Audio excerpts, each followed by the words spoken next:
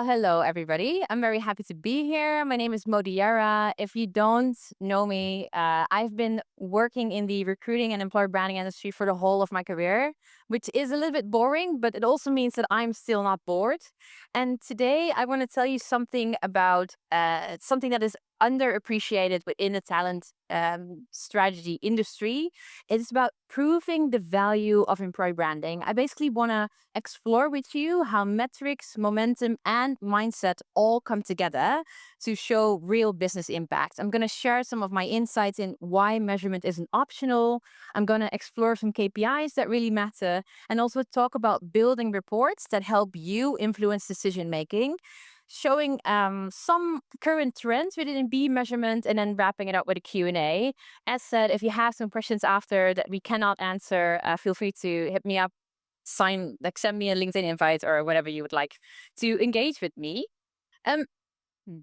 so, did you know that while 78% of organizations invest in employer branding, only 18% is actually able to clearly communicate the ROI to leadership? And for me, it's like pouring water and fertilizer into a garden and every year looking at how green it actually is, but never really thinking about if there's anything growing that actually feeds you. Employer branding, therefore, often touches a emotional domain. It's culture, it's pride, I'm proud of being an employer, and that's why organizations tend to invest in it intuitively because it feels good.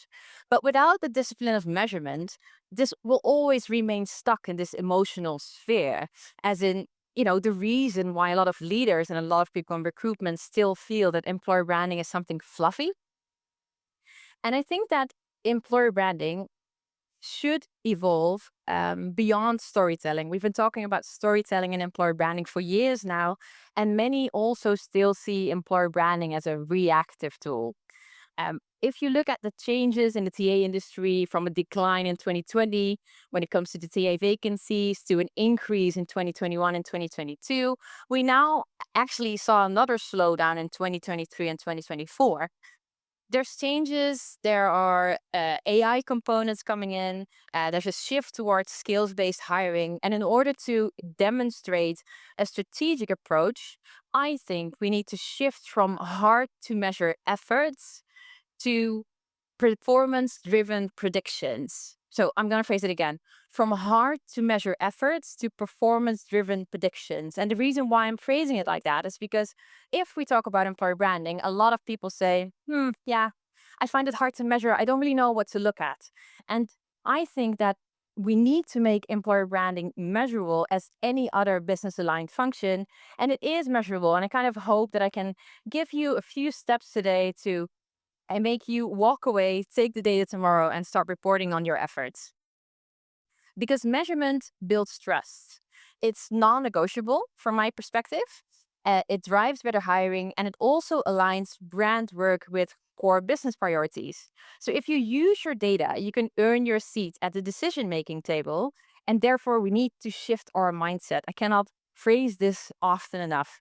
It's basically believing that data empowers you as a recruiter or as an employer branding specialist to influence the talent strategy.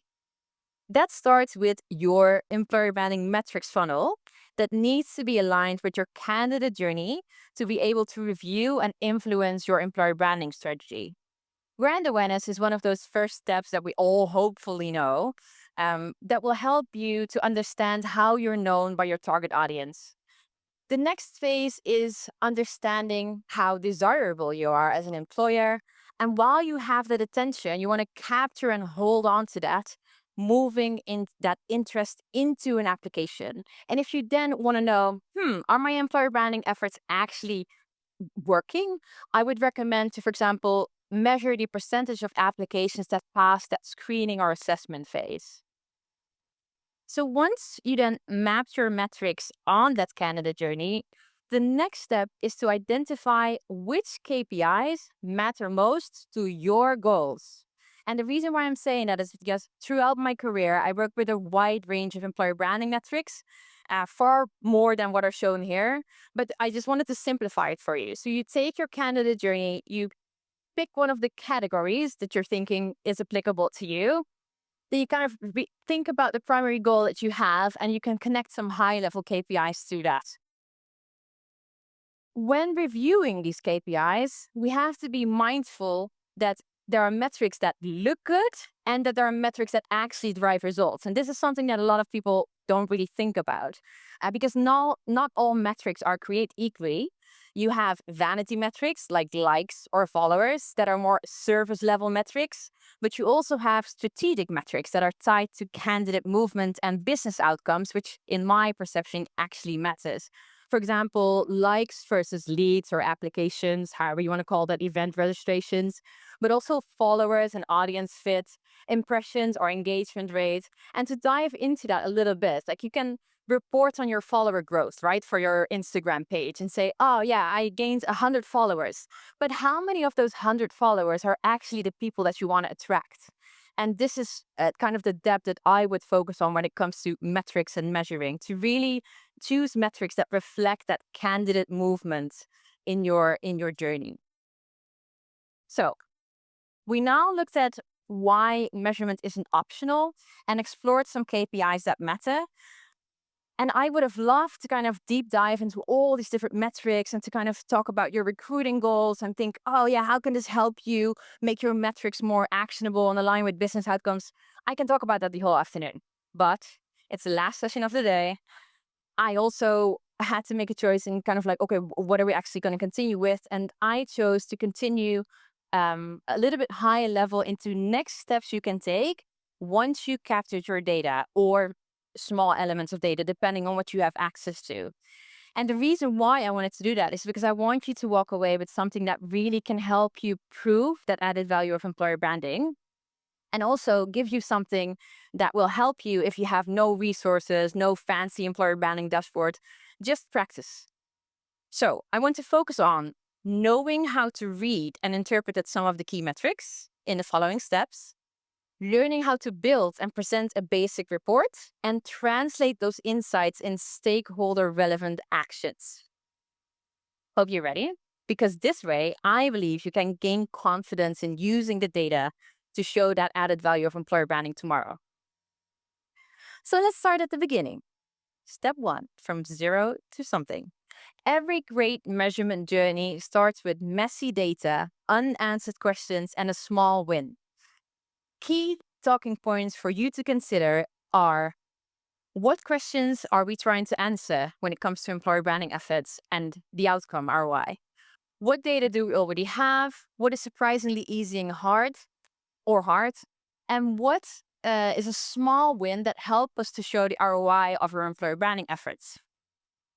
Different stakeholders have different needs, and this is also something that we tend to forget a lot when it comes to reporting. Therefore, step two is to create a matrix stakeholder map. And my team is sitting here and they will know. It's that the reason why I'm saying this is because each metric resonates differently with different stakeholders. So finance, for example, will talk to you about cost per applicant or cost per hire. Recruiters like yourselves would be interested in conversion ratios, but also marketing will be more interested in visibility. And the key for me, what I would like to give to you today, is to tailor your story by understanding the stakeholders' priorities and focusing on the metrics that matter most to each group. You don't have to have a fancy dashboard and know all the data points. You can just start talking about this tomorrow. So step three is then, how do I do that? Well, metrics should tell a story. You could connect the dots between employer branding and outcomes like efficiency, candidate experience, marketing visibility, brand reach. And this is how you can make data actionable and compelling. So how I would start is I would split my analytics up in three pillars. You have recruiting performance, which talks to you about how effective and efficient that is. Preaching to the choir here, so stop there. Candidate experience, which is interesting for employer branding specialists, but also for hiring managers, that talks about how people interact with your brand in the process. And then marketing visibility, which is very much top of that funnel, campaign, engagement, visibility, reach, all those type of metrics.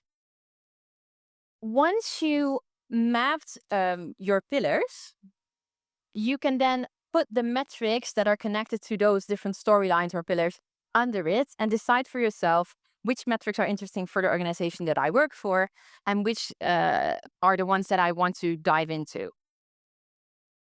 As step 4, I would not recommend to start with a fancy dashboard, but altogether think about building a lightweight strategic report of how your employer branding and recruiting marketing efforts are performing. The goal here isn't complexity, it's very simple, it's clarity. And it starts with stakeholders and understanding what their needs are, sharing your progress, and gradually building that credibility. Um, what you actually want to get to is almost like a one pager that helps you to organize your thinking, communicate progress, and build trust at the same time. So I just want to run you through a little bit of a case example in the upcoming remaining few minutes, just to see how that would then look like in practice. So here you can see some sample data. I realize it's a bit small, but I will have a solution for that in the end, don't worry. But the sample data is basically here to help us to understand what is the story behind this. And in this case study, we have 120K impressions. We see 1,080 career page visitors, 19 applications. We also see that 85% of the sources of people that we hire are coming from job boards. And are you thinking, okay, great, Mo, but what can I actually do with this? Well, I'm going to show you how you can turn this type of data into something that is reportable by also answering some of these discussion prompts. So it's kind of, what does this tell us? Where's the drop off? What could be the cost? I'm going to answer those questions to you now. Um, so how I would analyze this is I would say we're getting good visibility into that funnel, right? Because we have 120K people looking at our job content, but only a small fraction of that is actually clicking through because your click-through rate is 0.9%, which is very low. And then once you have your career page visitors, there's also a really low application number, right? So for me, I would say that this tells me something about a potential breakdown in the candidate experience, like for example, due to unclear messaging or maybe at some point a complex application process. And therefore, I would also say if we want to increase applications without boosting the spend, I wouldn't invest in pushing more people through job boards because apparently there's a hole in your bucket that you need to patch up first, right? So the data shows a strong reach but weak conversion, highlighting that the experience needs to be improved rather than driving more traffic. If you then go into working towards that one pager overview that I'm about to end with, I would say stop before we finish it off and take one step back to think about these things.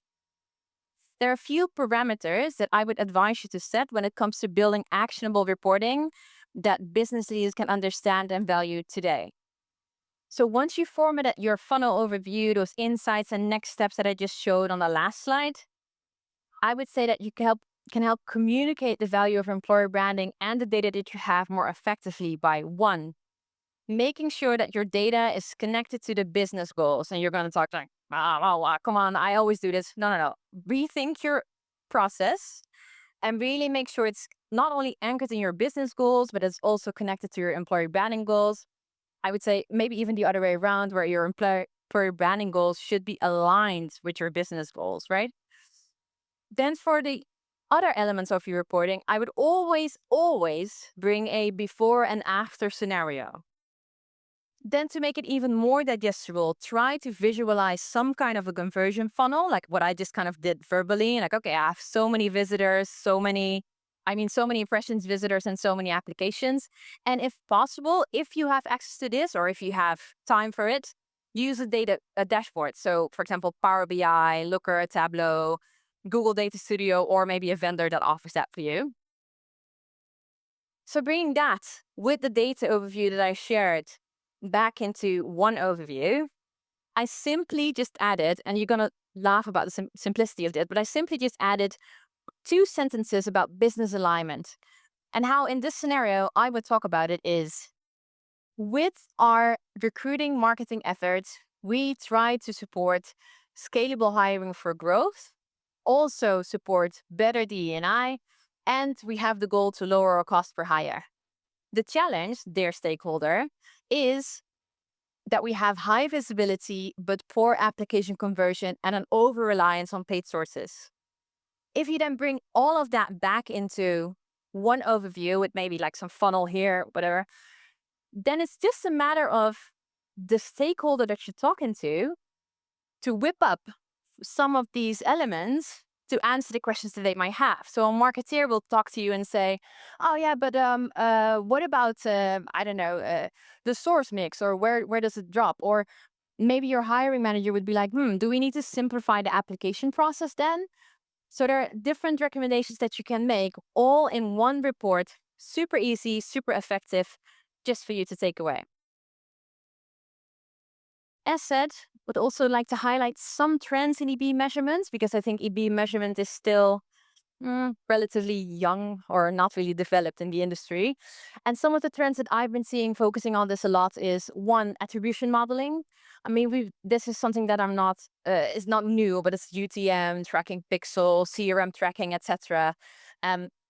What I think is super cool, and if there's anybody here in the audience that does that, I would love to know, is tracking from your campaign performance to your applications to your hires, almost like on an audience level. If you manage to get there, whew, I would love to talk. Another trend that I really like and is very interesting is sentiment analysis. Everybody's like, yeah, sentiment analysis. What I mean by that is, for example, you have a lot of AI tools now that support with insights on tone, but also inclusivity, resonance. There's also a growth in tools that analyze EVP language and candidate reviews. So all this automation can actually help you to improve your content creation elements as well, because you want to know, I create all this content, but what does it actually give me? And then lastly, I would say real-time dashboards. I'm seeing a lot of instant feedback on campaign performance type of dashboards, super interesting. And I also find that HR teams are sometimes even working with marketing to basically use those real-time insights and adjust their messaging accordingly. What I shared today shows that basic steps and little data can help you to prove the value of your employer branding efforts. And to let you walk away with something tangible, I've created a guide accompanied by a GPT agent that helps you to walk through these steps and helps you to create basic data stories to grow your credibility through your leadership when it comes to employer branding efforts. So it's really simple. You just go to the QR code. With that QR code, you register for our EB Rebels community. It's basically after receiving, you will receive one employer branding update per month with EB trends, things that are a little bit more applicable and fast accessible. And for this sign up, if you're scanning this today, we will also send you the From Zero to Something guide, which is covering all the steps that I just talked through, the GPT agents, and we're also releasing some other GPT agents in the future. So as a last step, I would say, let's take action. Really. Don't let your soft branding work. Oh, it's so nice that we're investing in employer branding. No, let's just take soft branding work and bring that into owning our metrics and not just having soft results. And also, even if you don't have a lot of time, the more we measure, the more influence we gain, right? It isn't extra work, it is the work. And if you're a little bit hesitant on what you can do, I would say start small, stay consistent, and keep aligning with your business outcomes, right? That's so easy to do. Even if you would measure one thing on your Instagram page every day, if over the course of a year you're able to demonstrate some progress that you made, that already kind of helped you build that credibility. And as automation reshapes the recruiter's role, I think data-driven storytelling until now will still remain valuable. I mean, yes, storytelling maybe at some point will be automated. I think there's also some data-driven storytelling that is already emerging. But for now, I think human context, empathy, and strategic framing will keep this a valuable skill for you as a recruiter, regardless of where this world and this role is going. Um, so yeah, wanted to thank you for your time as the last speaker of this afternoon. Hoping that you got some interesting nuggets or that you scanned the QR code and I can help you with the GPT agent. 20 minutes in. So thank you.